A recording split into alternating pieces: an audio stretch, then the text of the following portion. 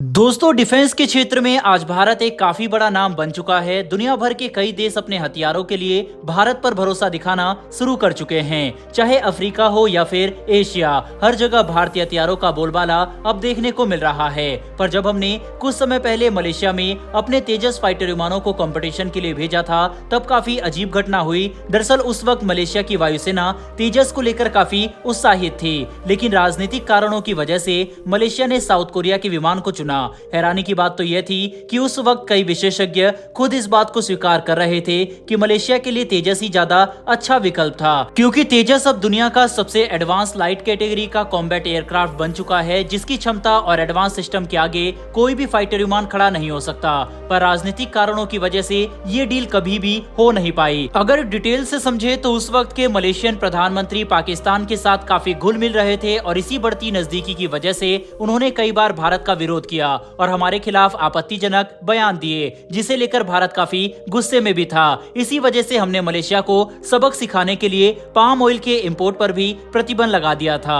बता दें कि मलेशिया दुनिया में पाम ऑयल का सबसे बड़ा निर्यातक देश है और भारत सबसे बड़ा आयातक देश है। ऐसे में इस पर प्रतिबंध लगने की वजह से मलेशिया की अर्थव्यवस्था को 15% का बेजोड़ झटका लगा, जिसके बाद मलेशिया ने भारत के साथ संबंध ठीक करने की कोशिश शुरू की। पर इसके बावजूद अभी भी हम ये नहीं कह सकते कि दोनों देशों के संबंध पहले की तरह मजबूत है। हालांकि हालात सामान्य जरूर हो चुके हैं। इसी वजह से अब निकल कर आ रही लेटेस्ट रिपोर्ट काफी जरूरी है, क्योंकि सामने आ रही लेटेस्ट खबरों से इस बात का पता चला है कि मलेशियन एयरफोर्स अपने पास मौजूद सुखोई 30 फाइटर विमानों की मेंटेनेंस के लिए भारत से मदद मांग सकता है, जो हमारे लिए काफी बड़ी जीत होगी, क्योंकि इससे न सिर्फ हम कूटनीतिक तौर पर जीतेंगे बल्कि आर्थिक स्तर पर भी भारत को फायदा होगा।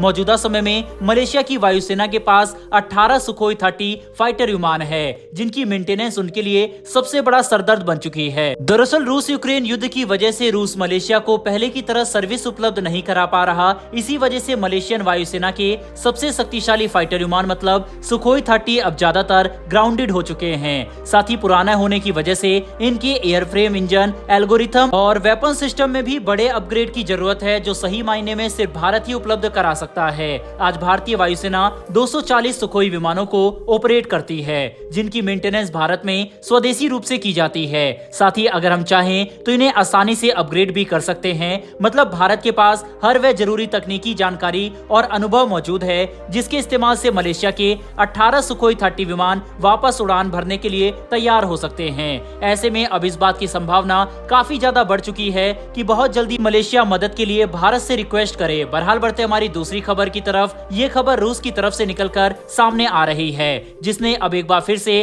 पूरे पश्चिमी ब्लॉक को खुलकर चेतावनी दी है और ये बात साफ कर दी है कि ब्रिक्स के विस्तार में किसी भी समय पर वे पश्चिमी देशों का आना स्वीकार नहीं करेंगे। यहाँ तक कि वे मेंबर बनाना तो दूर, ब्रिक्स के किसी इवेंट में पश्चिमी देशों की भागीदारी को भी स्वीकार नहीं करने वाले, जो काफी बड़ा बयान है, क्योंकि हाल ही में ब्रिक्स का विस्तार किया गया था, जिसमें Argentina, Egypt, Ethiopia, Iran, Saudi Arab और यूएई शामिल हुए। जिसे ध्यान में रखते हुए रूस ने यह बात साफ कर दी है कि ब्रिक्स को ज्वाइन करने का एक बड़ा नियम यह है कि किसी भी मेंबर देश को पश्चिमी देशों की तरफ से लाए गए गैरकानूनी और अवैध प्रतिबंधों का पालन नहीं करना होगा, जैसा कि मौजूदा सभी 6 देश कर रहे हैं। जबकि इसी समय पश्चिमी देश एक साथ होकर रूस के खिलाफ प्रतिबंध लगाने में व्यस्त हैं। इसीलिए रूस चाहता है कि कोई भी पश्चिमी देश ब्रिक्स का हिस्सा न बने, और ये बात कहकर अब रूस ने इस संगठन के विस्तार को लेकर लाल रेखा खींच दी है। बता दें कि ब्रिक्स इकोनॉमिक ब्लॉक के विस्तार को देखते हुए अमेरिका काफी चिंतित है, क्योंकि अब ये संगठन एक साथ दुनिया भर की